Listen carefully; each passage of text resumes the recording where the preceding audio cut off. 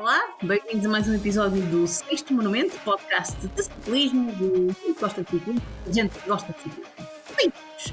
Estamos a gravar hoje, segunda-feira, 26 de agosto de 2024, coincide com o dia de descanso da Volta à Espanha de 2024 e é precisamente sobre a Volta à Espanha que vamos falar em grande parte deste podcast. Falando então aqui sobre aquilo que se passou nos últimos 5 dias, da etapa 4 à etapa 9, que ocorreu ontem, domingo.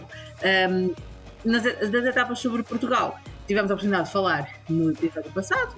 Convido que ainda não teve a oportunidade de ouvir, a ouvir não só pela essa análise, mas também pela análise da Volta à França feminina.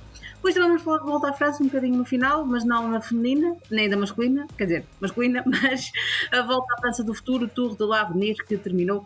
Também vamos falar um bocadinho sobre isso mais no fim. Mas vamos quem? Vamos eu, Paula Ferreira Lobo, aqui aos comandos do podcast, outra vez, e os meus dois compinchas de hoje. Eu normalmente tenho tendência a começar isto por ordem alfabética, mas hoje vou-me revelar porque Girl Power. Portanto, quem ouve este podcast já percebeu que a minha compincha, uma das minhas compinchas é a Sofia Joanico. Sofia, bem-vinda! Hoje estamos em maioria, yay!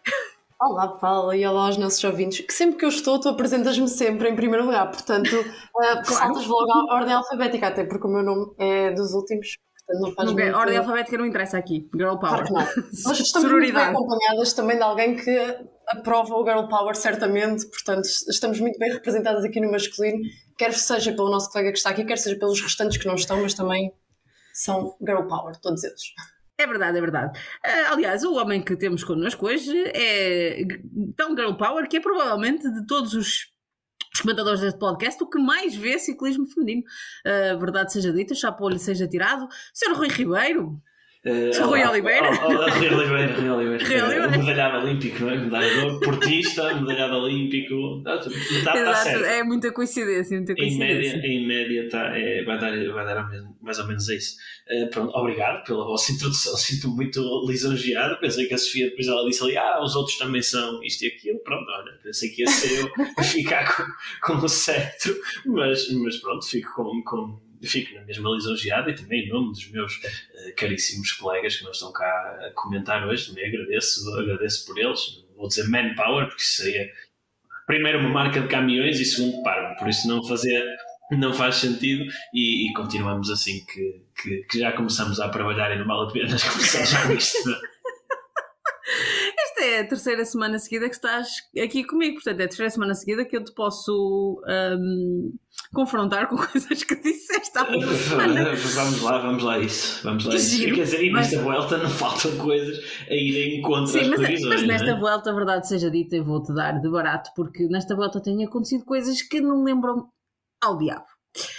Infelizmente ao diabo lembrou de amaldiçoar o nosso João Almeida, que teve que abandonar a prova após a etapa 8, ele que tem Covid-19, infelizmente, novamente abandona uma grande volta por Covid-19, já tinha acontecido no Giro de Itália 2022 e volta a acontecer aqui nesta Vuelta 2024, infelizmente numa altura em que estava muito bem colocado, na geral, e parecia estar a dar muito boa conta de si mesmo, mas infelizmente o nosso João foi forçado a abandonar. Quem também teve que abandonar, infelizmente, foi o nosso Rui Costa, por motivo de queda, portanto, infelizmente, dos 3 portugueses que começaram a volta, já só Nelson Oliveira que se mantém em prova, e o grande Nelson sempre a dar excelente conta de si próprio, o fiel gregário de luxo de um homem que está a fazer uma volta extraordinária. Como diz o nosso David, Henrique Mas está em modo Vuelta, e quando Henrique Mas está em modo Vuelta, muito cuidado. Já vamos falar de Henrique Mas, aliás, porque efetivamente tem sido um homem em destaque nestas últimas etapas da Vuelta. Vamos falar, claro, de Primož Roglič, de Ben O'Connor, de Wout van Aert, enfim, muitos nomes aqui para falar. Só para recapitular os vencedores das etapas que vamos aqui analisar, na etapa 4, primeira chegada em alto, tivemos então uma vitória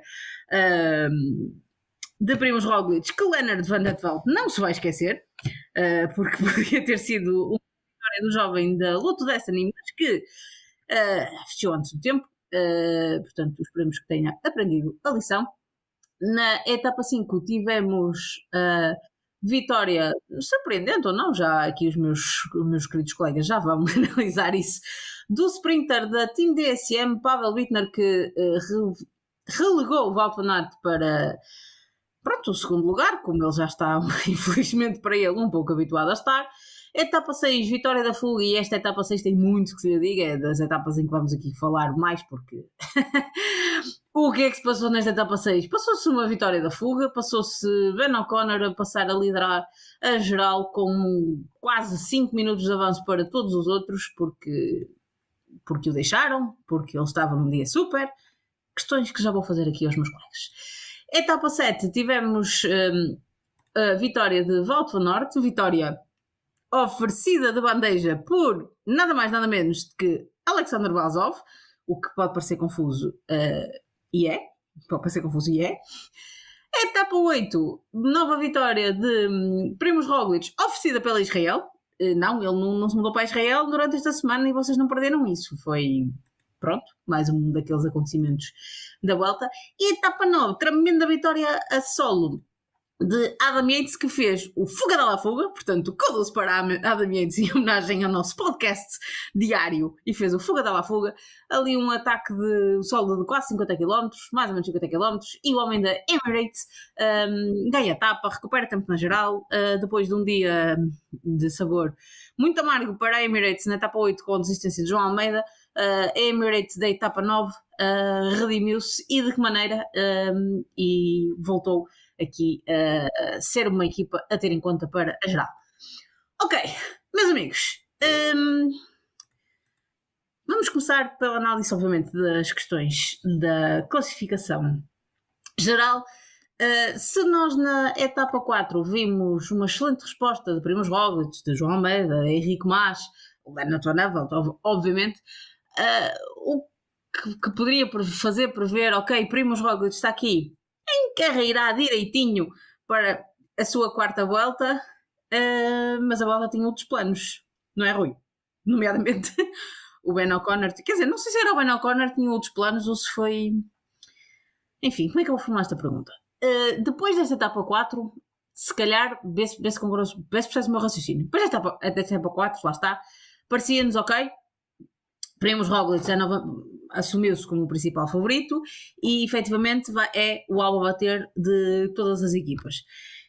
E entretanto o Ben O'Connor decidiu roubar o spotlight, foi para a fuga, fez um etapão e agora eles que se amanhem.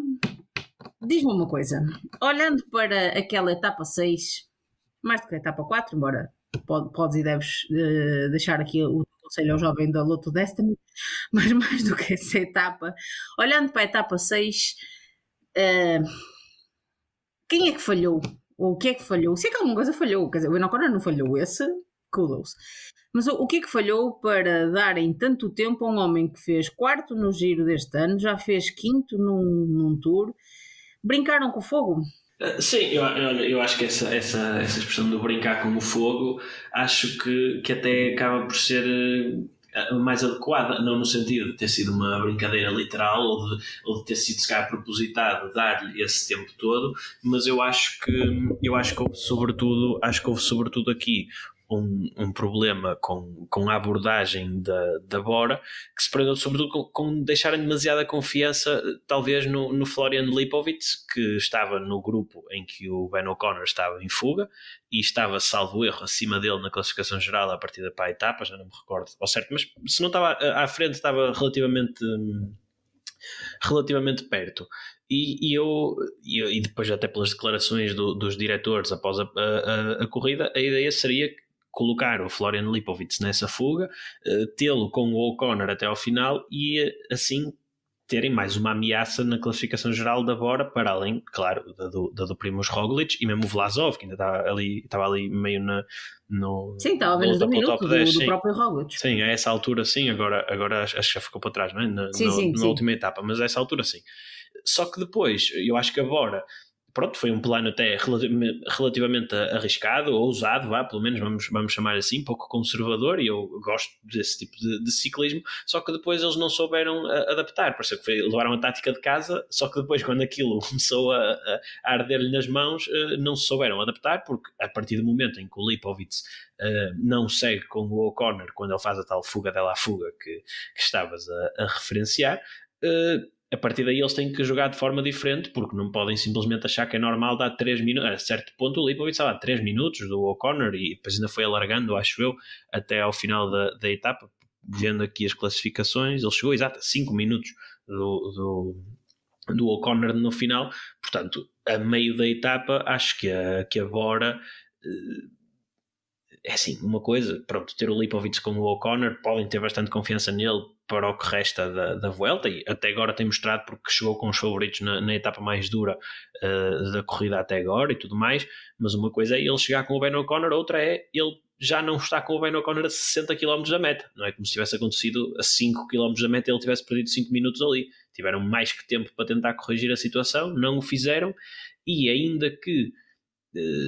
seja de desconfiar, não de desconfiar porque o Ben O'Connor não é nenhum ciclista qualquer, ainda tem essa parte mais grave, mas podem ter toda a fé do mundo no Roglic que ele acaba por conseguir alcançar o australiano na geral, mas era um problema que eles podiam não ter, e mais valia não ter o problema do que tê-lo, diria eu.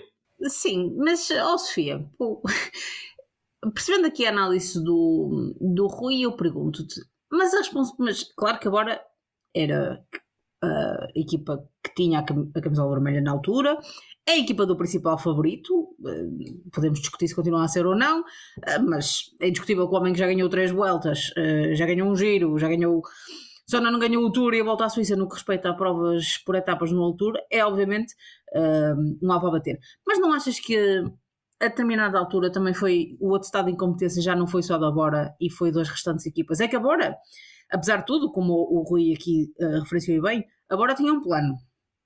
É verdade que depois não soube adaptar, mas a Bora tinha um plano e agora no final fez o meia-culpa e disse o nosso plano era este e o nosso plano falhou. Mas o que é que passou pela cabeça de equipas como a Emirates, como a Movistar, de deixar, percebendo que a Bora não estava a reagir, se calhar não descuraram um bocadinho também demais Ben O'Connor? Sim, e Ben O'Connor e a equipa da Decathlon, porque sim, eu acredito que eles acabaram por me desprezar muito, e para além de termos agora um Ben O'Connor com a demonstrar a força que tem, também temos um Félix Gall a ajudá-lo e uma equipa consistente a ajudá-lo neste momento. Portanto, aqui eu não, acho que não podemos culpar obviamente só a Bora, e pondo na etapa 6 ainda tínhamos a Emirates, como estavas a referir, que tinha o João Almeida como um dos principais candidatos também à geral, e aqui assistiu-se a ficarem todos a olhar basicamente para o que estava a acontecer sem haver grande reviravolta. Aqui à Bora provavelmente faltou essa flexibilidade em adaptar a tática que tinha, mas no fundo eles deixaram acontecer um bocadinho o que aconteceu o ano passado à margem com o Sepp Kuss, que conseguiu fazer uma grande diferença, só que na altura os maiores adversários do Sepp Kuss eram os da sua própria equipa. Neste caso aqui já mas nós no ano passado podíamos perceber, porque toda a gente achava que o Sepp Kuss era o gregário e ninguém achava que a Bisma lhe ia dar a vitória, ainda que, como já discutimos aqui a semana passada, quando o Sepp Kuss ganhou, é verdade que os dois grandes adversários podem lhe ter facilitado a vida porque eram seus colegas de equipa, mas ele também nunca perdeu tempo para nenhum dos adversários das outras equipas, portanto, mas aí não se percebia. Agora, deixar Ben O'Connor fugir? A mim não me faz muito sentido, lá está, porque é um ciclista com um palmarés bom. Existem aqui vários ciclistas todos dentro do mesmo nível que querem lutar por uma geral, e aqui não estou só a falar do Roglic, mas também se calhar pomos aqui o Mikel Landa, que depois de um tour que fez bom, se calhar consegue também demonstrar algumas forças. Temos o próprio Carlos Rodrigues da Ineos, porque a Ineos continua desaparecida, se calhar convinha fazer uma volta minimamente decente, mas também não parecem estar muito interessados nisso. E às tantas o O'Connor se calhar vai mantendo a camisola vermelha. Isto aconteceu numa altura que, ok, o Roglic até disse que não queria estar com a camisola vermelha durante muito tempo, mas muito tempo não é com que o adversário tenha uma vantagem superior a 4 minutos. Sim, mas de certeza que não era para o Ben O'Connor que queria passar. Exatamente, era para um ciclista certamente que ele conseguisse reaver mais facilmente a camisola vermelha, e agora temos ainda muita montanha pela frente, como tu estavas a dizer há pouco. Sim, o Roglic obviamente continua um dos principais favoritos, apesar de ter uma diferença de aproximadamente 4 minutos, mas agora temos outro problema, que é todos aqueles que querem entrar para fazer pódio nesta volta, ou seja, já não temos só um Roglic a lutar, e agora, se não fizer nada, arrisca-se também, neste momento, se calhar, a que outros ciclistas também se aproximem deste pódio e torne-se mais renhida ainda esta luta pela camisola. Se me perguntares agora quem é que eu acho que vai ganhar, eu não te consigo dar uma resposta exata e acho que provavelmente ninguém consegue, porque está tudo muito em águas de bacalhau, como se costuma dizer. E depois desta coisa toda que vimos, e já vamos depois ver as especificidades, nomeadamente da etapa 8, mas passando aqui à frente, saltando aqui à etapa 9, depois do que aconteceu na etapa 6, não foi outro erro na etapa 9 da Bora e aqui da Decathlon também, não é? Porque essa era que era a equipa de líder, de deixarem Adam Yates, Richard. O Adam Yates estava a 9 minutos da geral, eles deixam-no fugir e deixam-no ganhar a recuperar quase 4 minutos. E Richard Carapaz neste momento é terceiro, passou à frente de Henrique Mas. Não foi, Rui, não foi um erro em cima de outro erro. Eu aqui a Decathlon até os escuso um bocadinho de responsabilidade, porque eu acho que eles acabam por estar na melhor posição para estar de cadeirinha e colocarem a responsabilidade nos outros, porque o Adam Yates está a 9 minutos do O'Connor, mas está a 6 do certo, eu estou a dizer à partida. Mas está a 6 do Roglic e dessa malta 6 ou menos daquela malta ali abaixo do Roglic, e agora não, a Decathlon tem uma margem muito maior e acho que o Yates, até tendo em conta o que ele tinha demonstrado até ali, acabaria por ser uma ameaça mais para o pódio do que propriamente para a vitória ou para o primeiro lugar, que era aquilo que era do Ben O'Connor. Por isso acho que havia ali uma cadeia de responsabilidade, só quando a coisa alargasse demais é que podia começar a se não a jogar um bocado friamente. Então, mas isso acho que é o que eles também têm que fazer, dado o pouco grau de favoritismo que lhes atribuam à partida. A própria Bora diz: nós não estamos preocupados com o Ben O'Connor, por isso a Bora na pessoa do Nico Denz, neste caso. Certo, isso... mas calma. Então, para dar contexto a isso, é preciso contextualizar essas declarações. Certo. Essas declarações não foram depois de ele ter ganho 6 minutos. Essas declarações aconteceram porque na etapa seguinte, na etapa 8, que acontecem depois da etapa 8, não é? Porque o Ben O'Connor e a etapa 9 também aconteceu depois da etapa 8. Certo, mas está bem, mas é para contextualizar que essas declarações também vêm no sentido de umas declarações, primeiro, de Ben O'Connor, que viu agora trabalhar muito para as bonificações na segunda etapa que ganha Wout van Aert, na etapa 7, e depois desse trabalho, depois da Bora a oferecer literalmente a vitória a Wout van Aert. E no final dessa etapa, o Ben O'Connor diz isto para quem não acompanhou, é importante contextualizar. No final dessa etapa, Ben O'Connor basicamente se não estava preocupado, porque Roglic foi efetivamente bonificar no sprint bonificado que havia próximo do final, e Ben O'Connor não, mas o Ben O'Connor disse que o Roglic tinha que amelhalhar muitos segundos de bonificação, o que era obviamente verdade. Na etapa 8, então, depois do trabalho extraordinário da Israel em anular a fuga, foi Primož Roglic que ataca no início da última subida, leva Henrique Mas na sua roda até os últimos 500 metros, mas depois lá se desenvencilhou dele e ganha a etapa. E foi aí então que Nico Denz, para responder também aqui a Ben O'Connor, disse que não estavam preocupados com Ben O'Connor, porque Ben O'Connor perdeu bem mais tempo do que aquilo que era expectável nessa subida, ainda que não fosse muito ao seu jeito e fosse muito ao jeito de Primož Roglic. Ben O'Connor deixou quase 1 minuto na estrada, portanto também foi nesse seguimento. E depois então aí tivemos a etapa 9, onde ironicamente Ben O'Connor acaba por bonificar, que é o terceiro a cortar a meta, e Roglic não, embora tenham chegado todos em pelotão compacto, mas Ben O'Connor se printou então para as bonificações de cortar a meta, depois de Adam Yates que ganhou a etapa e de Richard Carapaz que foi segundo e subiu 15 lugares na classificação geral. Pronto, esta contextualização parece-me importante, porque dizendo só assim, quem não ouviu as declarações do Ben O'Connor acha que a Bora está só a tirar para o ar, e não, eles picaram-nos e ele sentiu a necessidade de responder. Pronto, ou seja, e a Decathlon depois responde na estrada. Então, se não estão preocupados connosco, força, persigam vocês, nós não temos nada a ver com isto, somos só uns figurinos aqui a segurar a camisola vermelha. Não me parece que fosse da responsabilidade da Decathlon controlar a corrida, pelo menos não até a vantagem tomar proporções então, maiores, que foi o que acabou por acontecer mais à frente. Eu tenho de fazer esta pergunta então. Se não é da Decathlon, é só da Red Bull porque é o Roglic? Quanto tempo é que o Roglic tem que perder para ser outra equipa a ter essa responsabilidade? E das outras equipas também, das outras equipas, claro. Que depois também foi o que acabou por acontecer. Vimos a Ineos, vimos a como é que se chamavam os outros, a Lidl Trek a perseguir, mas a verdade é que se olhares à classificação da etapa 8, ou seja, na final da etapa, tinhas o Ben O'Connor em primeiro, ok, estou a dar aqui a minha justificação para a Decathlon não ter de assumir, pelo menos não numa fase inicial, depois o Roglic, ok, depois o Henrique Mas, que por mais que quisessem assumir qualquer tipo de perseguição, só se fosse ele perseguido porque não tinha colegas nenhuns na frente. Depois o António Tiberi. Não, tinha colega na frente, que era o Nelson. Certo, mas o Nelson não ia puxar em subidas de 10%, só se não vale a pena. E todos os outros colegas já tinham ficado para trás, até logo no Alto del Purche. O Tiberi, que precisava de quem puxasse por ele, e depois a Quick Step, que, ok, pode ter alguma responsabilidade. Eu acho que, sobretudo, os ciclistas em certas fases mais fáceis do percurso podiam ter queimado alguns gregários, mas não acho que seja muito absurdo dizer que parece-me que a equipa que tem o Primož Roglic e que até agora tenha controlado uma série de etapas e que pronto, é o Roglic com tudo o que isso acarreta, que tenha mais responsabilidades do que o Mikel Landa, não é? Tu próprio dizias, o Roglic é o super favorito, já ganhou 3 voltas, já ganhou isto, já ganhou aquilo, só lhe falta ganhar a Tour e a volta à Suíça.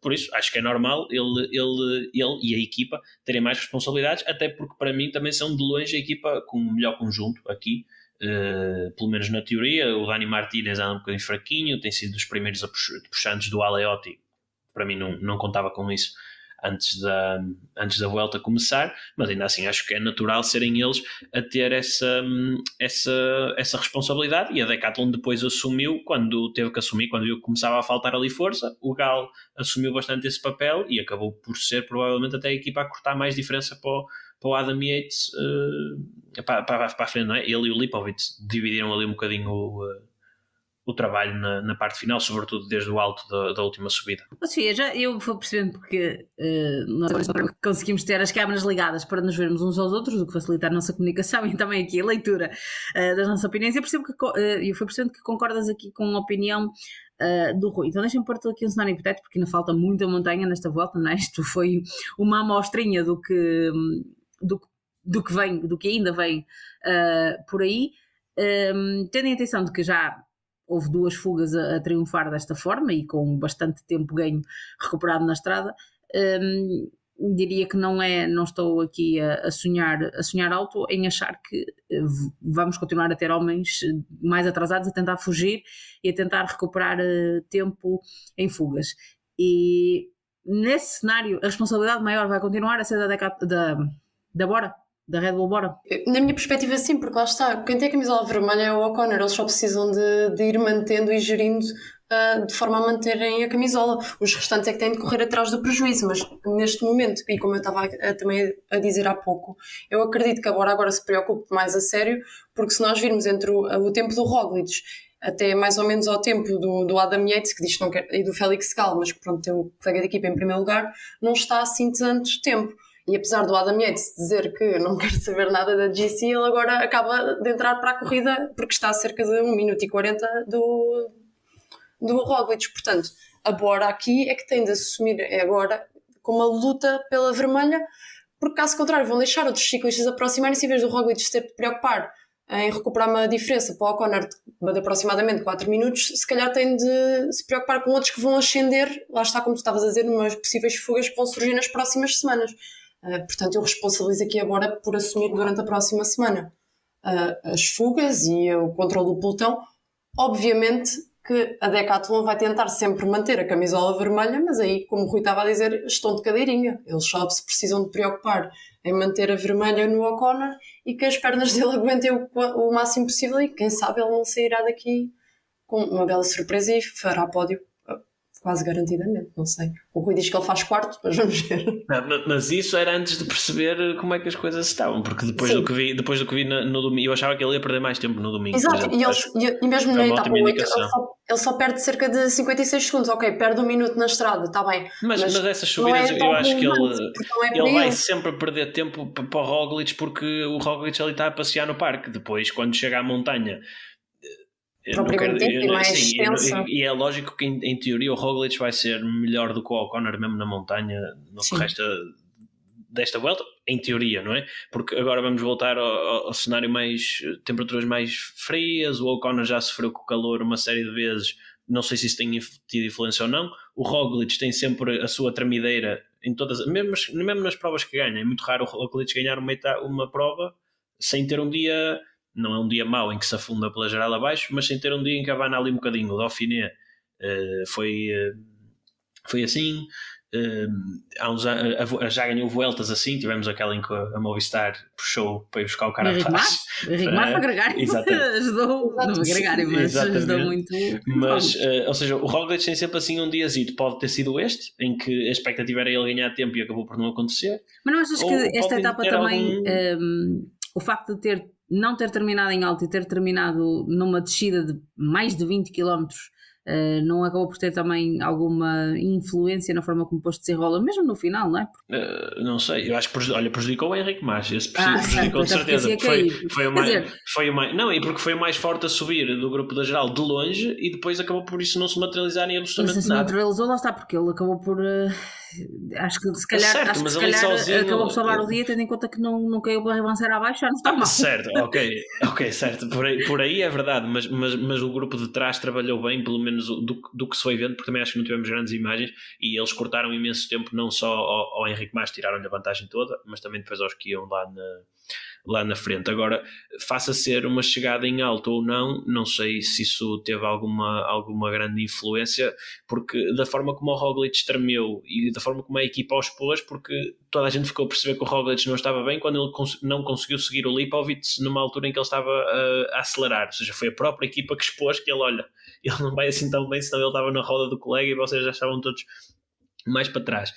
Eu acho que ele até podia ter sido mais atacado, mas estou curioso para ver o que é que as equipas vão fazer. Eu acho que o Lipovitz e o Félix Gall ainda podem ter nestas jogadas táticas de ataques de longe, porque parece-me não haver grandes equipas com capacidade para controlar a corrida. Achas que é assim, o Félix Gall sair para uma fuga, duvido que agora deixe, da mesma forma que também duvido que a Red Bull agora vai deixar o Lipovitz. E se eu te perguntasse se achavas que a Red Bull deixava sair o Adam Yates para uma fuga, o que é que tu dizias?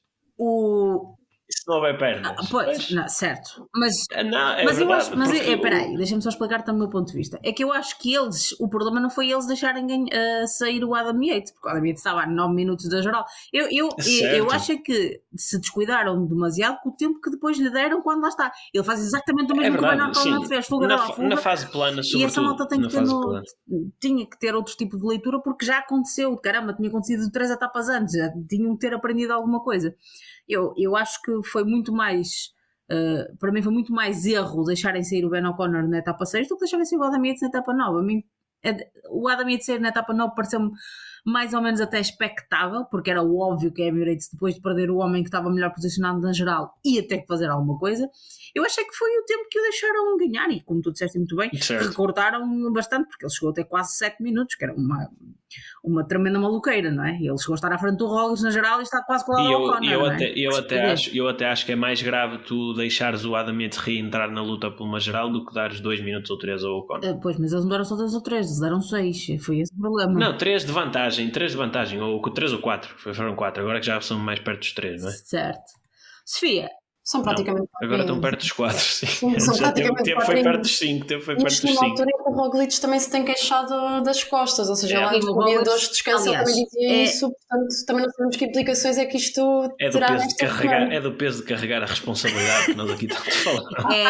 É importante aqui dizer uma coisa, porque o próprio Roglic, depois da etapa que ganha, a etapa 8, a segunda etapa que ganha, a etapa 8, a falar sobre essa vitória, ele diz claramente tive sorte porque estava com boas pernas, e depois fala que ainda não se sente a 100% por causa disso, portanto para ele ter conseguido aquela vitória foi ótimo e que vamos com calma.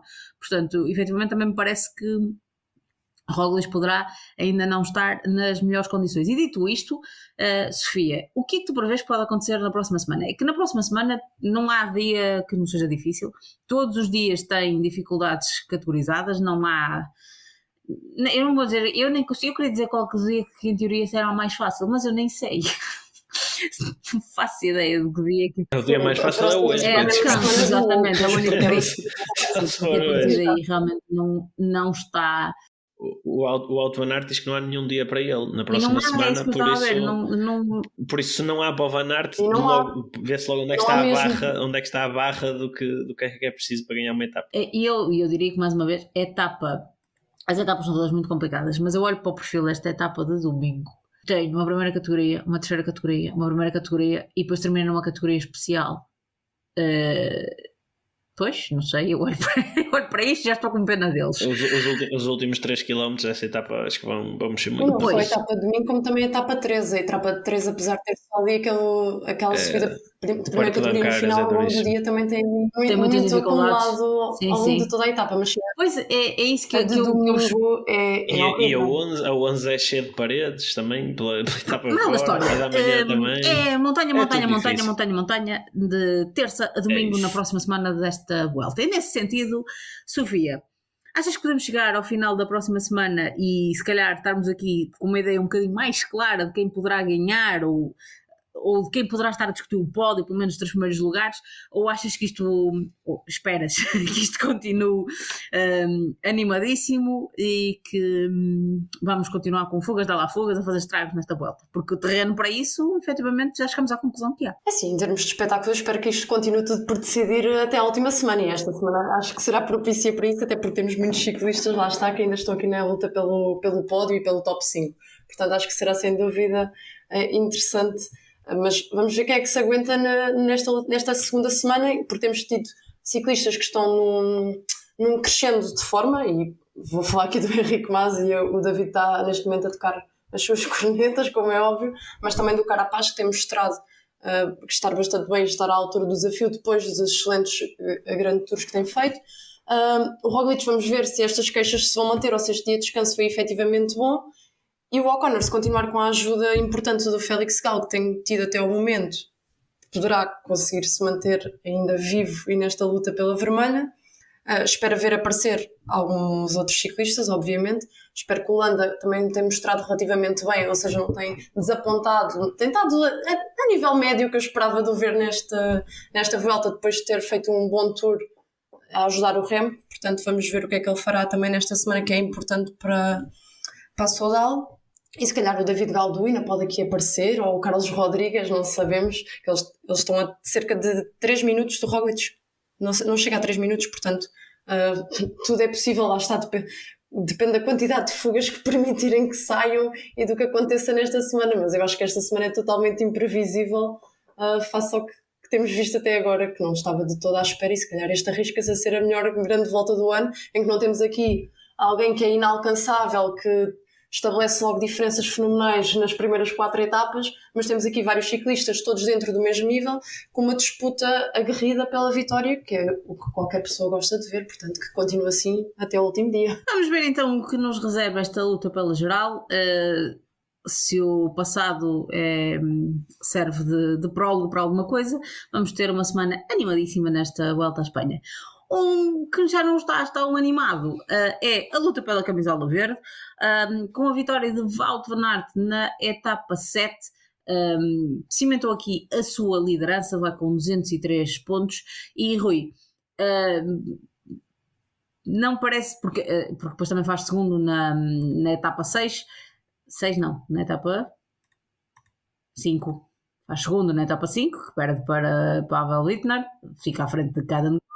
E depois ganha na etapa 7, numa etapa em que dos homens que podemos considerar como candidatos à camisola dos pontos, foi o único que foi pontuar. Então somou aqui 203 pontos. Foi o único que foi pontuar, porque, verdade seja dita, cada Groves tem uma queda ali numa altura em que estava a tentar reentrar no grupo da frente. Falando nessa etapa engraçada, Rui, nós nessa etapa 7 vimos algo que também pareceu-nos um bocadinho esquisito, vamos dizer assim. Wout van Aert consegue passar todas as dificuldades com o grupo dos favoritos. Uma etapa que foi bastante atacada, particularmente pela Emirates, que teve Soler a tentar sair. Quando o Soler foi alcançado, foi Pavel Sivakov, que também parece estar numa boa forma para esta volta, a atacar e tentar sair.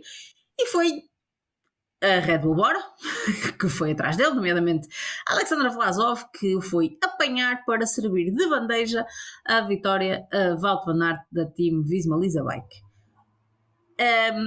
Correm rumores, dizem as más línguas, que Pavel Sivakov e Alexander Vlasov não são amigos. Eles são os dois de origem russa, embora, se bem se recordam, desde a invasão da Rússia à Ucrânia, Pavel Sivakov optou por mudar o seu passaporte para francês. Ele que emigrou para a França muito jovem, tinha dupla nacionalidade, então assumiu o passaporte francês e corre então sobre a bandeira da França. Ao contrário de Alexander Vlasov, que é russo de origem e continua a correr como russo, por isso é que vocês nos sites veem sempre a bandeira, não tem bandeira, é bandeira branca, porque pela Rússia estar oficialmente banida das competições. Rui, o próprio Pavel Sivakov disse que foi pessoal, que Vlasov foi atrás dele porque foi pessoal. O Vlasov não se pronunciou, mas pareceu. Se não foi, pareceu. Quer dizer, pronto, eles lá vão saber melhor. Não faço ideia se foi pessoal, se não foi, se foi foi para a Red Bull equipa a trabalhar para o corredor patrocinado pela Red Bull. Também podemos ir por essa teoria. Eu acho que foi só porque, olha, até fazia sentido se calhar o Roglic sprintar pelas bonificações nesse final. Surpreendeu-me não o fazer. Não sei se era por medo de andar naquela luta de sprints e que ir picar uns segunditos não valesse o risco de poder cair, e não digo isto por ser o Roglic, é mesmo porque é sempre um final confuso, mas opá, eu disse, não sei, é estranho, quer dizer, podiam não querer deixar tempo para a UAE ou para um ciclista que pudesse entrar na geral, mas também não era grande tempo que ele ia ganhar. Por isso eu não sou muito de teorias da conspiração, mas se calhar vou ter que aderir a elas, não é? Se calhar há mesmo ele aí alguma coisa mais pessoal entre os dois, e poderá ter sido isso, mas olha, o Wout van Aert agradece, não é? Não pode ser. Às vezes ele já sofreu com quesilas entre belgas e mais não sei o quê, na seleção há uns anos diziam que os belgas não queriam trabalhar para o Wout van Aert. Agora ganhou com a luta entre outros dois galos e beneficiou ele, por isso, e também com uma grande ajuda do Sepp Kuss, é preciso dizer, porque antes de entrar o Vlasov ao trabalho, o Sepp Kuss parecia sei lá, um gregário, tipo um Nils Pollitt ali de 80 quilos a puxar no plano. Aliás, foi uma coisa brutal. Era o que eu te ia perguntar a seguir, era precisamente sobre isso. Obviamente nós comecei a perguntar com o Alexander Vlasov porque tinha muito mais piada, mas a verdade é que há um grande trabalho de Sepp Kuss no plano, e o próprio Wout van Aert fez questão de dizer no fim da etapa de que deve muito esta vitória a Sepp Kuss, que depois do extraordinário trabalho que ele, um corredor de 60 quilos, fez ali no plano para garantir que ele estava bem colocado, que ele sentiu que tinha mesmo que finalizar e que ganhar aquela etapa, porque até se senti mal depois do trabalho de Sepp Kuss, que é o líder incontestado, porque Kenneth Brooks péssimo. Pronto, o Kenneth Brooks, a Sofia já estás a rir, e confesso que eu também me rio um bocadinho, mas começo a achar que se calhar aquilo que diziam na Eurosport Portugal é capaz de ter, também não sei que informações é que eles tinham para estar a colocar essa hipótese, mas uma hipótese aventada pela Eurosport Portugal, já não sei se pelo Paulo Martins, pelo Luís Pissarra, bem, também não é relevante, mas que isto ainda poderá, no caso do Kenneth Brooks, ainda poderão ser efeitos de Covid. Ele teve Covid no início do ano, mas sabemos perfeitamente que a doença não é uma constipaçãozinha, e que é preciso muito cuidado. O Kuss sofreu com isso. Exatamente. Veio de long Covid, não é? E Kenneth Brooks poderá ainda ser um desses casos. E realmente parece esquisito, porque Kenneth Brooks é uma sombra daquilo que prometia ser, não é? E quando mudou para uma equipa teoricamente melhor, e ele próprio fez questão de fazer todos os elogios à sua nova equipa e deixar muitas críticas à sua antiga equipa, mas pronto, não está a correr bem efetivamente a Kenneth Brooks esta Vuelta. Sepp Kuss tem estado se calhar dentro daquilo que eram as expectativas ou não sei, diz-me tu. E já que estás numa embarcar em teorias da conspiração, você também subscreves a teoria da conspiração de que depois deste trabalho se calhar Sepp Kuss demonstra que pronto, não vai ganhar esta Vuelta. Eu acho que ele não vai ganhar a Vuelta. E achas que ele acha isso? É esse o ponto que tu achas? Eu já sei. Não, acho que depois da última etapa, lá está, a menos que haja mais uma fuga. Olha, pode repetir do ano passado e numa fuga ganhar algum tempo. Acho que em mano a mano já não foi, ou seja, já não conseguiu. Espera aí. A minha cabeça tem que entrar em funcionamento outra vez. Deixa-me recuperar, que é nas subidas estilo aquela em que o Ben O'Connor perdeu algum tempo, ou seja, nas subidas à Roglic, e por subidas à Roglic digo 2-3 km, percentagens elevadas, aceleração a fazer efeito e esforços curtos, aí acho que era normal. Eu queria ver o nível dele e esperava até que ele fosse dos melhores, ou tivesse feito mais ou menos como o Henrique Mas, até ganhar alguma vantagem, que depois até podia vir a ser anulada. Mas ele fez como o Henrique Mas, mas foi para trás. E acabou. Ele foi o Henrique Mas do Tour e não o Henrique Mas da Vuelta. Certo, foi o Henrique Trás. E então acabou por perder tempo, que eu não esperava de todo. Esperava que até fosse uma etapa mais ao jeito dele. E por isso, se não foi ali, ou melhora muito, ou foi um dia mau e está afetado pelo calor, seja o que for, ou a coisa vai ser complicada para ele vencer. Quanto ao que à noite, Brooks, eu não ouvia o tema do Covid, mas ele próprio diz que o que sente é que, pronto, que as pernas não respondem, que nunca se sentiu tão vazio de forças nas pernas a andar de bicicleta, por isso... Ao longo da época toda, portanto. Não, olha, ele no Giro até estava bem classificado quando apanha o Covid. Ele no Giro estava bem classificado, faz top 10 no terreno, depois mandam-no à volta à Suíça, para mim sem lógica nenhuma, porque acabas de fazer uma grande volta e desistes com Covid, não tem lógica. E depois daí em Burgos já não estava famoso e aqui confirmou que está longe de estar famoso, nem nada que se pareça. Mas o início da época até acho que não tinha sido mau, com exceção dos contrarrelógios, que era o que ele vinha melhorar com o setup da Visma, mas se calhar ele devia ter olhado para os contrarrelógios da Visma sem ser para o do Vingegaard e perceber que o setup da Visma se calhar também não é assim tão bom. Devia ter ido para a Emirates e não para a Visma, se era o objetivo era esse. Mas isso também não, porque senão ainda eram ou mais. Ou então ir para a Quick-Step, ser agregar do ramo, que ia aprender a fazer contrarrelógios com o campeão olímpico. Não era má ideia, na minha opinião. Não mas voltando... bons alunos, mas é preciso que os alunos também sejam bons, não é só um bom professor. Voltando aqui à vaca fria, Rui, vou-te fazer uma pergunta que é a resposta é de sim ou não, que é para depois passar à frente. Wout van Aert tem a camisola verde ganha? Sim. Pronto. Era só isto que eu queria ouvir. Obrigada. Vou passar à Sofia. Sofia, não vou perguntar se achas que o Wout van Aert... Quer dizer, se discordares podes dizer, mas... não. Acho que está totalmente entregue. Achei que estávamos todos nesta página, mas quis que se fosse o Rui a dizer, que é para se for preciso confrontá-lo com declarações mais à frente.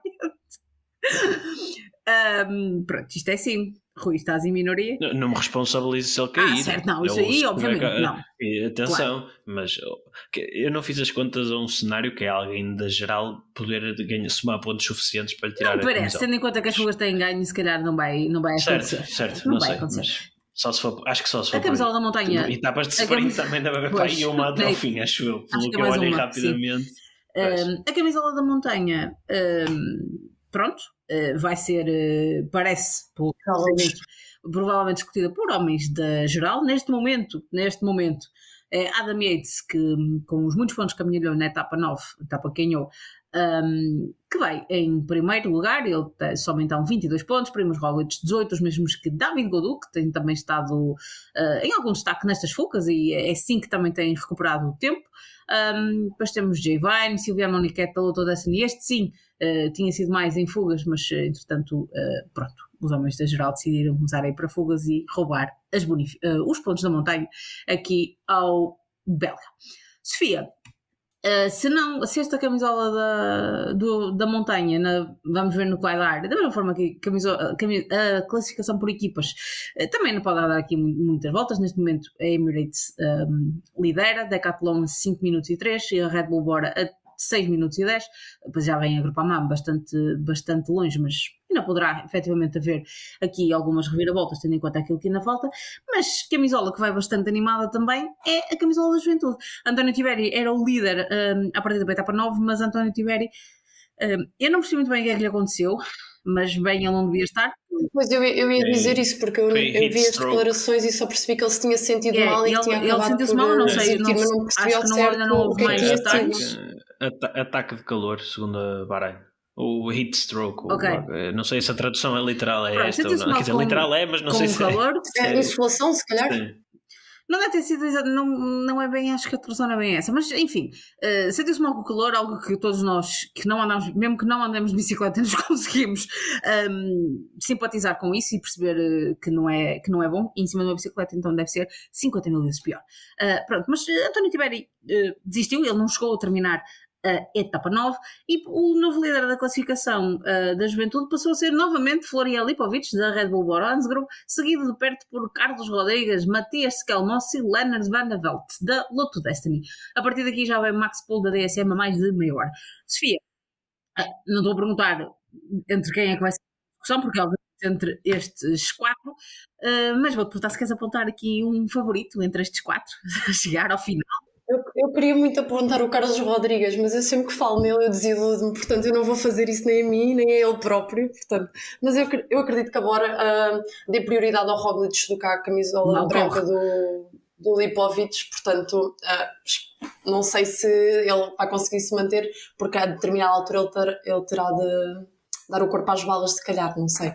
E, portanto, é só nesse sentido que eu, se calhar, apontava para o Carlos Rodrigues e não para ele, porque acredito que ele tenha de fazer algo mais para o Roglic, e às tantas acaba por se perder um bocadinho aqui na sua própria luta pela camisola da Juventude.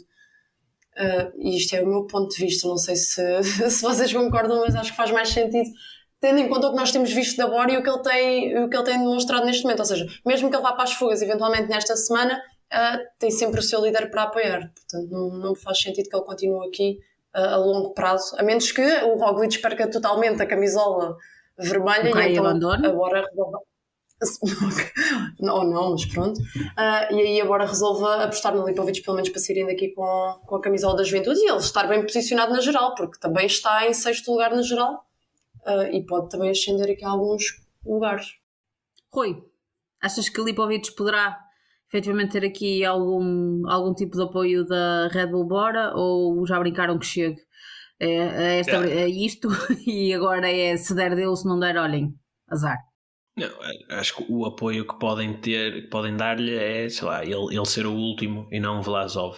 Sim. Mas isso também já deve ser um bocado fruto das forças, porque aconteceu isto já na última etapa, quer dizer, aconteceu e não, porque ele começou antes do Vlasov, só que o Vlasov, quando era para entrar ele ao serviço, disse, olha, não dá. E depois o Lipovic é que ficou até ao fim. Mas eu gosto, acho que o Lipovic mostrou muita qualidade esta época. Sim. Não vou dizer que deixa-me olhar para a geral. Pode acabar até ele próprio no top 5, mas não sei, é difícil. Acho que ainda falta, quero ver mais ainda montanhas mais longas e perceber como é que isto está a correr. Ele mostrou-se bem nesta última etapa 9, mas acho que do que se viu até agora é o maior candidato à camisola branca. Sim, agora acho que agora não vai correr. Para isso pode-lhe dar umas abébias de coisas que ele não tenha que fazer, que se calhar tinha que fazer noutras circunstâncias, mas acho que ele será o maior candidato nesta fase. Mas então ver se daqui a uma semana se mantém esta camisola em aberto ou não. Vou-vos dar 2 minutos, 1 minuto para cada uma das perguntas que vou fazer. Vou começar. Destaques, se querem fazer, se querem não, tem que fazer porque eu vos estou a pedir. Um destaque positivo e um destaque negativo, podem aproveitar para falar de coisas que ainda não tínhamos falado agora, portanto vamos de menos a mais, portanto vamos começar com um destaque negativo. Rui, podes começar. Isso foi muito rápido. Esperavas, vou-te fazer uma pergunta para te ajudar a entrar no raciocínio. Por exemplo, esperavas mais de Isaac Del Toro, ele que parecia bem classificado, era o melhor classificado da Emirates depois da etapa 8, ou seja, na etapa que o João acaba depois por abandonar, ele acabou por ficar o melhor classificado à geral, mas depois na etapa 9 levou com uma marreta, perdeu mais de meia hora. É a primeira grande volta que ele faz. Nem todos são Tadej Pogačar, não é? Não é só Tadej Pogačar. O Van Aert na primeira grande volta que fez, correu em Espanha e fez pódio. Certo. Não, por acaso não me lembrei do Ayuso, é bem lembrado. Se calhar está a fazer falta alguém nesta fase, mas outros valores se levantam. Mas sim, se calhar o Del Toro, depois do que ele tinha mostrado até à etapa 9, se calhar nessa etapa estava com um bocadinho mais de expectativas, mas dada a equipa da Emirates aqui com o Almeida e com o Yates à partida, nunca esperei que ele tivesse assim grande destaque, pelo menos no papel de ser ele, de ser ele o melhor da UAE, como chegou a ser, não é? Mas mais como um ciclista de trabalho e por aí fora, que agora acho que é o que ele está sujeito a ter de fazer, porque para a geral não tem grande expectativa, mas já me lembrei daquilo que estavas a fazer, é muito fácil, estava com dificuldades, mas o Sepp Kuss acho que é mesmo a maior desilusão até agora. Eu não esperava que ele estivesse em primeiro da geral, ou se calhar não a par com ninguém, mas estar praticamente 5 minutos do Roglic na geral e já fora daquele leque de ciclistas que eu acho que podem disputar o pódio em condições normais, não através de fugas e tal, que podem sempre acontecer, mas nesta fase não esperava isso. E também, não desilusão, mas para mim o momento WTF desta Vuelta é Israel Premier Tech a controlar a etapa 8. Acho que é tipo a maior falta de noção de nível dos ciclistas deles face ao resto. Não meteram ninguém na fuga e podiam ter metido Dylan Teuns, Michael Woods, eram ótimos nomes para ganhar, mas a perder uma fuga. Isso eu lembro-me de ver na volta a Portugal, dos diretores esportivos meterem os ciclistas a puxar só porque não foram para a fuga, mas para mim isto não tem lógica nenhuma e não sei o que é que. Gostava de saber o que é que lhes passou. Se eles acham que o Bennett não me parece que fosse pela etapa, mas não sei. O Michael Woods, se eles acham que o Michael Woods em 2024 tem capacidade para este tipo de finais para o Roglic, mesmo para um Schialmosa ou para um Van Aert, acho que estão um bocadinho, alguém tem que lhes bater à porta do carro, dizer qualquer coisa, não me faz sentido. Foi a coisa mais esquisita que eu vi. E o Terrada, acho que era o melhor da fuga, por isso deve ter ficado contente com o Israel primeiro. Sofia, não tinha ganho uma etapa. Pois, provavelmente provavelmente sim, assumindo que como foi o melhor da fuga, ganharia a etapa. O Harold Terrada, obviamente que não, o Harold Terrada e se calhar a Astana, não é? Como o seu todo, não ficaram amigos de Israel. Eles também se calhar a priori também já não eram, porque também não são países provavelmente amigos, mas à parte das questões geopolíticas, perigoso. Sofia, destaque negativo. Eu vou bater na mesma tecla desde a primeira grande volta, que para mim é um destaque negativo, continua a ser a Ineos. Eles habituaram-me, eu comecei a ver ciclismo em anos de domínio absoluto da Sky. Depois o David não te paga. É que desta vez não fui eu. Eu fico desesperada, eu não sei o que é que é de dizer sobre eles, não sei mesmo. Por isso é que eu estava a falar no Carlos Rodrigues para a Juventude, que é aqui a minha esperança de salvar alguma coisa neste. Não sei, eu estou desolada com eles e, portanto, o meu destaque negativo vai para eles mais uma vez. É verdade, eu subscrevo os vossos destaques negativos. Carlos Rodrigues, só para referência, Carlos Rodrigues está a 6 minutos de Ben O'Connor, é neste momento 9º à geral. Mas, efetivamente, é o único que se tem visto nas imagens. Quer dizer, vimos Timon Hardeman, mas porque ele passou mal. E foi assistido depois na ambulância pós-etapa. Ele não se mandou em prova, mas já olha, esse pode ir para a fuga à vontade, porque tinham que lhe dar quase 1 hora. Sim, mesmo o Narvaez também, depois de ter feito um bom giro e ter estado ali na disputa em algumas etapas, também esperava vê-lo mais, se calhar nas etapas cá em Portugal. Ele cai na etapa 2.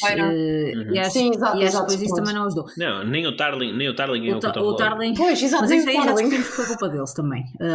Poderá. Lá está, pronto. Tarling já não está em prova, diga-se. Já tivemos aqui várias desistências. Joshua Tarling, Brian Concard. O Arensman vai para uma fuga e ganha uma etapa. Pois, provável. Vai, fresquinho, já não está com os problemas do calor, que eu acho que a Ineos também não deve ter visto a Vuelta de 2022, em que ele acaba um contra-relógio direto para uma ambulância por causa do calor, e achou boa ideia continuar na cena. Mas pronto, se calhar os ciclistas, as equipas não veem ciclismo, pode ser por aí. Pode ser esse. No caso da Ineos, eles não veem ciclismo, não veem meteorologia, não veem nada. Enfim. Bem, o United também bem uma grande coisa. Tem corrido não bem. Não está mesmo fácil. Mas enfim, não vamos bater mais na Ineos, porque o David, pronto, depois não paga a ninguém. Mas ainda bem, Sofia, que acho que também já só faltavas mesmo tu vir aqui bater na Ineos, porque de resto acho que todos nós já batemos na Ineos. O próprio David também, não é? Vá. Porque contra factos não argumentos. Enfim.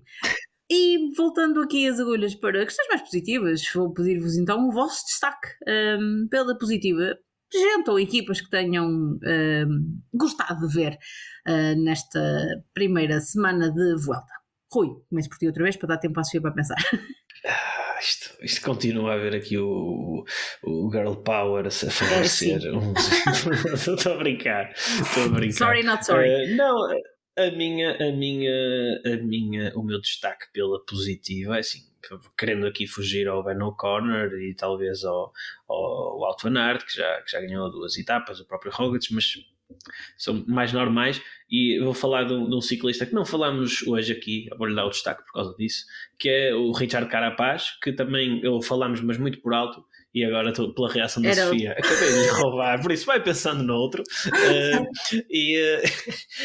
Opa, pronto, acho que depois de uns finais que também se calhar não se adaptam muito bem às características dele, pá, no fundo foi basicamente o mesmo que fez a UAE, fez ele, mas acho que o Carapaz foi mais na base da força, porque não ganhou aquele buffer de 4 ou 5 minutos no terreno plano antes das subidas. Foi ele que arrancou sozinho, ok, tinha 2 colegas à frente, mas não me pareceu que o conseguissem ajudar tanto como o Marc Soler e o Vine ajudaram o Adam Yates, e ele depois acaba a etapa só 1 minuto e meio do Adam Yates, e estou curioso para ver como é que se o Carapaz faz esta volta em crescendo. Ele tem sido assim, acho eu, assim, pelo menos de memória de cabeça, não estou a confirmar as últimas grandes voltas dele, às vezes até começar mal e depois acabar bem, não na geral, mas em lutas por etapas e por aí fora. Por isso, se ele conseguir transportar isso para a geral, acho que pode ser mais a entrar na discussão que se calhar antes desta etapa 9 já todos tínhamos um bocadinho esquecido por não o ver na frente muitas vezes. É verdade, Richard Carapaz aqui com uma excelente prestação nesta etapa 9, subiu muitos lugares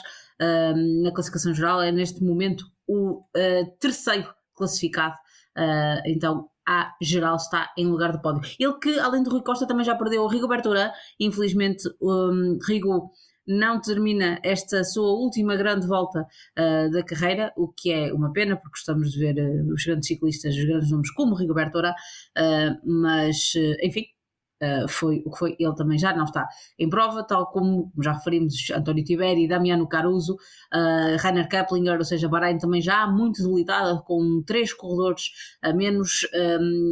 Já desistiu João Verasturi, Brian Cocard, Kenny Elissonde, Andreas Kron, João Almeida, claro, Dylan Van Baarle também, que já tinha desistido na primeira semana, Joshua Tarling também já não está em prova da Ineos, portanto já aqui alguns abandonos que provavelmente não serão os últimos desta Vuelta. Sofia, então para fecharmos aqui o capítulo Vuelta, o teu destaque positivo. Pois eu tinha aqui o Carapaz, como o Rui estava a dizer, a propósito também da etapa que ele fez no domingo, porque ele foi muito, a solo, eu tive a ver as estatísticas, ele foi o mais rápido de todos os ciclistas a fazer a subida, totalmente sozinho, portanto merecia aqui este destaque, depois também da etapa que ele venceu no Tour. Eu sou uma fanática do Carapaz, portanto era mais por aí também, mas o meu destaque positivo não vai para o Ben O'Connor, mas vai para o bom ciclista da equipa dele, para o Félix Gall. Acho que ele tem dado provas do bom ciclista que é. Lembro-me bastante bem da etapa que ele venceu ano passado no Tour, e acho que ele está a conquistar o seu espaço no ciclismo, e acho que está de parabéns pela primeira semana que faz na Vuelta, e espero que continue a vê-lo, e se o O'Connor perder tempo, ele que vai ganhar etapas também. Bom, ficam aqui os nossos destaques e fica tudo dito sobre esta primeira semana de Vuelta, animadíssima, muito para falar. Para a semana esperemos que seja igual, porque nós estamos aqui pelo entretenimento, e já sabem, se quiserem ouvir análise mais detalhadas etapa a etapa, ainda podem subscrever o nosso podcast Fuga de la Fuga, em que fazemos análise diária do que aconteceu e antevisão do que poderá, ou achamos que poderá acontecer no dia seguinte. Não vamos aqui ser mais papistas que o Papa e Irmãos e os Bertalhões. Não estava no nosso bingo ver o Blasov a lançar o Wout van Aert, não estava no nosso bingo ver a Israel a anular uma fuga para o Roglic ganhar, mas também estamos aqui para ser surpreendidos como toda a gente. Enfim, virando aqui agulhas a outras provas e para dar aqui só notas antes de falarmos um bocadinho do Tour de l'Avenir, a 39ª edição da Lidl Deutschland Tour, a volta à Alemanha, que é patrocinada pelo Lidl, foi ganha pela Lidl Trek.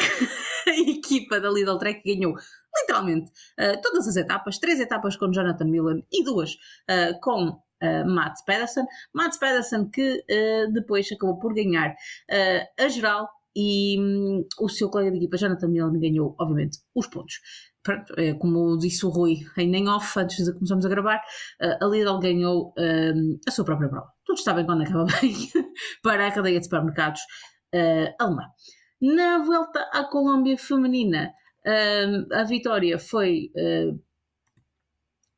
aqui para não dizer o nome errado, da ciclista de 32 anos, Lilibet Chacon, da Venezuela, mas porque que estou aqui a dar destaque a isto? Estou aqui a dar destaque a isto porque a nossa Daniela Campos, a portuguesa, foi quarta na geral depois de ter ganho o contrarrelógio final. Ganhou então a última etapa, portanto ficam aqui os nossos parabéns à nossa Daniela Campos, belíssima prova que a portuguesa fez então na Colômbia. Voltando então agulhas para aquilo que foi a volta à França do futuro, os futuros craques, que alguns já não são bem futuros porque já são nomes relativamente conhecidos. Da equipa de Portugal, o melhor classificado à geral foi Lucas Lopes, mas já com uma distância considerável na geral, ainda que tenham feito 12º. O nosso António Morgado, que era uma das estrelas deste pelotão do L'Avenir, não chegou a terminar a prova. Rui, no início do ano falámos muito de António Morgado, depois de Paris-Roubaix falámos muito de António Morgado, ficou aqui no ar, ele próprio também deixou no ar o que é que poderia ser, se vai dar voltista, se vai dar classicómano, o que é que vai ser este António Morgado. Este Tour de L'Avenir pode ter ajudado a definir António Morgado? Eu acho que no limite até pode ter sido a confirmação, se bem que não sei exatamente, porque depois houve uns rumores que ele estaria doente, não percebi exatamente, também não é sempre muito fácil encontrar declarações, informação e assim, de uma prova destas, não é? Como de uma corrida do World Tour ou o que quer que seja, mas eu acho que mais até do que esta prova, a época do António Morgado até aqui acho que já apontava bem a direção para onde ele, pelo menos na minha opinião, se devia especializar e aquilo que é neste momento, pelo menos, a sua maior força, que são as provas de um dia, e quando digo provas de um dia não é clássicas tipo as que o Lenny Martinez, para pôr um exemplo assim, ganha, de clássicas de montanha ou algo do género, mas ele fez top 5 na volta à Flandres, não é? Acho que por aí já dá para tirar um bocadinho o pedigree do ciclista que ele se figura ser, e ele faz isto no primeiro ano no World Tour, é preciso não esquecer, fez um calendário 100% virado para as clássicas. Acredito que também quem o orienta na equipa faça essa leitura do perfil do ciclista baseado em dados reais e não apenas naquilo que nós vemos na televisão das várias provas. E eu achei sobretudo que uma indicação de que se calhar o próprio António está a interiorizar um bocadinho isso, porque ele no início da época dizia em entrevistas que a Volta à França do Futuro era o seu grande objetivo, e depois chega à Volta à França do Futuro e na antecâmara mesmo da prova diz que vem aqui porque pronto, é a última prova da seleção que faz com os colegas da geração dele, quer se divertir, está com os amigos e tal.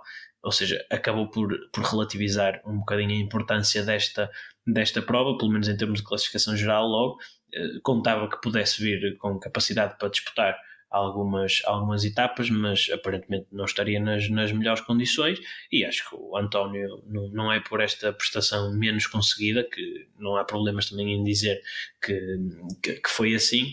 Acho que não é por isso que a carreira dele promete mais ou menos para o futuro. Acho que durante a época até esta volta à França do futuro já deu mais do que provas que tem uma longa e recheada de sucesso, espero eu, carreira pela frente. Sobre António Morgado, então, veremos então o futuro lhe reserva, mas como disse, para Roubaix, pronto, enfim. O que vimos fazer em Flandres, num monumento, deixou-nos com água na boca. Vejamos então o que traz a próxima época ao ciclista português da Team Emirates. A ciclista da Team Emirates é também Pablo Torres, o espanhol, ficou em segundo neste Tour de l'Avenir, escassos 12 segundos do vencedor, que foi Joseph Blackmore, um ciclista britânico, como dá para perceber pelo nome, da Israel Premier Tech. Muito se falou deste espanhol, Sofia, pela belíssima subida que fez ali na penúltima etapa, salvo erro. Na última. Ele faz 2 belas subidas. Ele faz na etapa 3 e na última etapa, alguma coisa assim. Pronto. Mas temos aqui efetivamente nomes que esperemos que muito em breve veremos no pelotão do World Tour, aqui a dar água pela barba a nomes mais consagrados. Sim, o Pablo Torres supostamente está no UAE. Eu não sei se ele já tem algum contrato para o ano. Eu estive à procura dessa informação, mas não encontrei.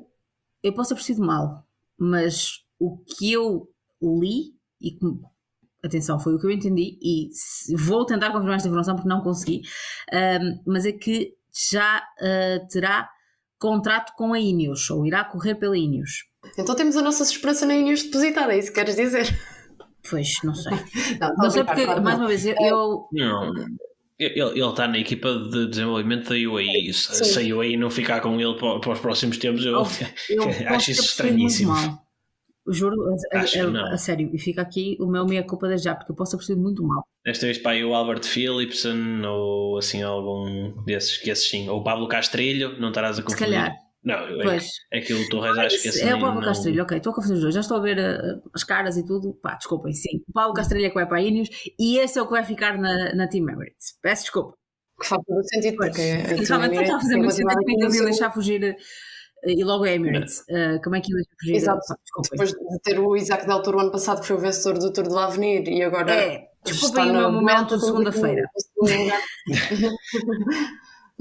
Mas retomando, sim, vimos aqui muitos talentos. Eu por acaso antes de começarmos a gravar estava a comentar com vocês outro que não estava aqui, que eu não sabia, que eu só vi mesmo aqui o final disto e vi a última etapa. Mas o Joseph Blackmore também tive aqui a investigar um bocadinho sobre ele. Ele vem do XCO, ele não era ciclista de estrada, entretanto veio para cá e viu quase a vitória fugir nessa última etapa estrondosa do Pablo Torres, mas mesmo assim ganhou com uma vantagem de 12 segundos, porque o Pablo Torres, houve uma etapa que eu tive também a ver um bocadinho, que ele ficou perdido para trás, depois às tantas não conseguiu, tanto que ele não estava tão bem classificado à entrada para a última etapa.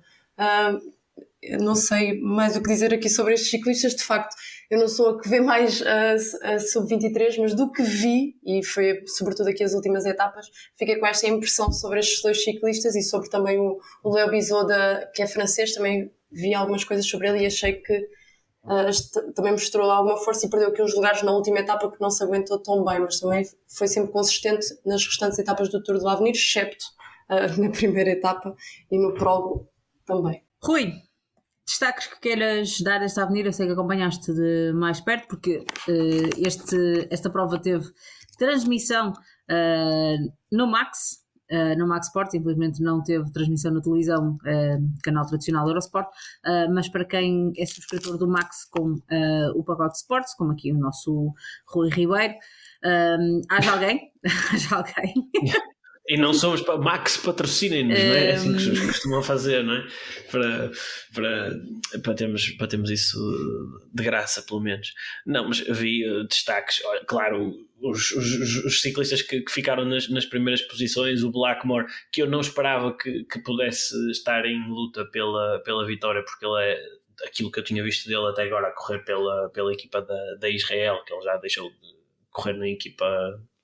Aliás, ele originou, pelo menos é o que se diz, a retirada antecipada do Rick Zabel, porque ele retirou-se para abrir um espaço na equipa do World Tour, para ele ir para lá, para poder ganhar pontos do CI, para ele, senão os pontos contavam para a equipa de desenvolvimento da Israel e não para a equipa real. Certo. E dão-lhe jeito os daí pontos. Ele tem contrato até 2026. Sim, ele é um craque, mas é mais um puncher do que propriamente um trepador, só que aqui faz muita diferença o facto dele ter mais 3 anos do que o Pablo Torres. O Joseph Blackmore é de 2003, o Pablo Torres é de 2005, os 3 anos não são de diferença de nascimento, mas são de diferença atual, um tem 18, outro tem 21. Mas não esperava que ele disputasse a vitória, muito menos que vencesse, mas depois, lá está, ele também ganha, sobretudo, como a Sofia estava a dizer, porque na etapa 5, que em teoria seria uma etapa mais fácil, entre aspas, uma chegada plana, só com uma subida de primeira categoria a meio, sensivelmente ele ganhou bastante tempo numa fuga, que também foi onde se começou a ver o fim do Jarno Widar, que se calhar era o principal favorito, que tinha ganho já a volta à Itália do futuro, o Baby Giro, e que seria o principal favorito, mas ele depois veio-se queixar de falta de preparação, que a Lotto levou a corridas a mais e não com o treino suficiente, por isso já pode haver, ele já, acho que já tinha contrato assinado com a Lotto para uns tempos, mas vamos ver se não vai haver aqui algum verniz a estalar e alguma coisa a partir. Eu também li na comunicação social especializada de que ele é muito assim, ou seja, é muito a postura dele de ter o coração na boca, vá, que poderá não ser uma crítica propriamente no sentido de quero sair. Eu tinha lido, certo, eu tinha lido uma entrevista dele há uns tempos em que ele dizia que pronto, que o objetivo dele era bater o Pogačar porque é o melhor e ele quer bater-se com os melhores. Pois ele diz muito, ele não tem muitos filtros. Tem essa mentalidade e tem essa mentalidade de querer ser o melhor, e o que ele tinha demonstrado até agora em tudo que era subidas era de facto fantástico, mas o Pablo Torres esteve intratável, a subida dele no Finestre é assombrosa, bate recordes de subidas de Chris Froome, e na Chris Froome, esta subida é a subida onde o Chris Froome atacou naquele solo dos 80 km na Volta à Itália de 2018. Quando da Volta à Itália, sim. Exatamente, quando dá a volta ao giro. Paulo, é sem querer, só me lembrei disso agora que tu tiveste essa reação, só me lembrei disso agora, mas o miúdo andou mais rápido do que o Froome. Ainda que é importante também dizer isso, porque senão as pessoas podem. Pronto, depois não parece uma coisa que muito mais curta.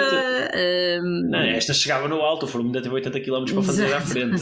Sim, mas claro, o contexto é diferente, mas ainda assim é uma referência é aos 18 anos, não é no auge da carreira. E pronto, a partir daqui o céu é o limite, vamos ver o que é que este miúdo entrega, e eu aí continuo a colecioná-los. Depois vamos ver se há espaço para todos, se começa a haver uns a ficarem assim meios de fora, se há contratos que são assinados até 2020 e muitos que acabam por ser terminados antes do tempo. Ainda não vimos, acho eu, isso acontecer na UAE, mas na Visma com o Roglic já acontece, ou seja, ciclistas que vão perdendo o seu espaço, neste caso até foi o mais velho em vez do mais novo, como era o Jonas, mas acredito que isto possa começar a acontecer. Também não acontecia muito, porque também não havia muito estes contratos de longo prazo. E não havia e se calhar não havia tanta concentração de talento nas mesmas equipas, exatamente. E havendo, espero que haja essa dispersão outra vez, porque é bom sinal para o desporto. De resto, o Lucas Lopes faz uma excelente corrida, já falei um bocadinho na desilusão que foi o Jarno Widar. O Lucas Lopes faz uma excelente corrida e ele perdeu 3 minutos numa etapa em que a maior parte dos ciclistas chegaram juntos, na etapa 2, e se não fosse essa perda de tempo, que eu não sei exatamente porque é que aconteceu, se foi mesmo incapacidade, se houve ali algum problema, se não fosse isso provavelmente tinha acabado ainda mesmo no top 10, porque nas subidas foi nas etapas mais duras, nas chegadas em alto teve muito consistente, e acredito que para o ano possa dar o salto. Ele corre na equipa Supermercados Freud, uma equipa de clube espanhola, mas acredito que possa dar o salto. E acho que é isso. Não há aqui grandes oportunidades para destacar sprinters, porque esta corrida foi muito pouco amigável com eles. Se calhar destacar o engraçado da etapa 2, do final da etapa 2, em que o ciclista alemão e outro italiano atacaram já muito perto do fim. Acho que o italiano lhe disse ao alemão que puxa, que eu não consigo passar à frente, vai tu, eu dou-te a etapa. O italiano estava a mentir. O italiano atacou no fim, ganhou a etapa e levou com um grande pirete do alemão. Acho que os miúdos já andarem nestes jogos é engraçado, por isso fica aqui o destaque. É engraçado ou não? Deviam ser mais honestos, pá. São cachopos, tem tempo para se regui-las. Ou não, é ao contrário. Ou se calhar estão na idade. Mas que não ficou bem ao ciclista italiano. Não. E não fez amigos com essa atitude, certamente. Enfim. Deixa-me só diz. Aqui uma coisa que me chateia, que é, eu acho que ciclistas do World Tour, de equipas do World Tour, não deviam poder competir nestas provas. Pablo Torres corre numa equipa filial de uma equipa do World Tour, para mim está tudo bem, é um miúdo, tem 18 anos. O Blackmore não faz sentido andar aqui, por exemplo, para mim. O próprio António Morgado não faz sentido. Falando do Tour de l'Avenir feminino, que aconteceu ao mesmo tempo e passou por basicamente algumas das etapas em que ganhou a Brunel. Acho que assim, na menos lógica tem a Marion Brunel sai de uma volta à França em que faz 17ª e para seguir corre o Tour de France feminino do futuro. Pá, não tem lógica para mim. Também venceu no Col della Finestra com uma super exibição, mas pronto, é só minha opinião sobre isto. Acho que não faz grande sentido termos corredores que já correm no World Tour a correr aqui. Acho que mas isso também é como aquela discussão da camisola branca, se calhar não deve ser até aos 25, dado que os ciclistas agora aparecem muito mais cedo, né? Sim, ou seja, fazer essa alteração por estas provas especificamente para sub-23 e não mais do que isso, não tendo um contrato de World Tour, e a camisola branca se calhar até aos 23 para quem já tivesse em por exemplo, como é no feminino, no ciclismo feminino, acho que se não forem todas as provas, em quase todas, até aos 23 anos. Fazia mais sentido, é um bom ponto. Pois, mas coisas que fazem discussões de fim de época, fazem sentido, e isso aí nem sempre andam de mãos dadas na mesma frase. Mais vale tirar os carros. Pois é isso. Enfim, é uma discussão que teremos a oportunidade de ter mais à frente, até para fazermos o balanço destas novas regras que a UCI está a testar. Spoiler alert, continuo a não estar fã de tirar rádios, mas pronto, no final da época cá estaremos para este tipo de balanços. Por hoje é tudo. Já fizemos aqui balanço da Vuelta, já fizemos o balanço do Tour de l'Avenir. Para a semana estamos de volta a fazer balanço de mais uma semana de Vuelta, que esperemos que continue então tão animada como esta. Infelizmente já não com o nosso João Almeida, a quem aproveitamos em nome de toda a equipa Sexto Monumento para desejar umas rápidas melhores. Então é tudo.